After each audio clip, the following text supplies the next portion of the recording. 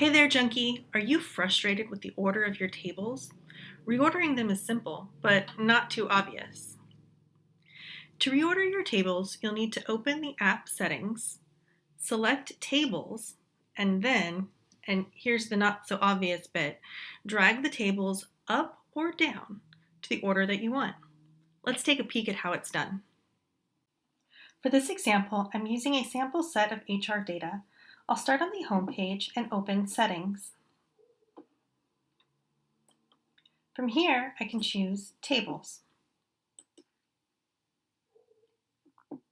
This is where I can drag and drop my tables into the order I want them to be.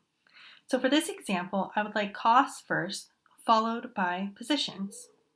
Now I can click and drag, and you can see the indicator as I move costs from the bottom to the top.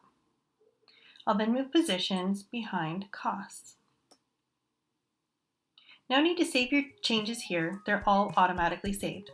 Let's go back and see the changes. You can now see the cost table is followed by the positions table in the order we put it.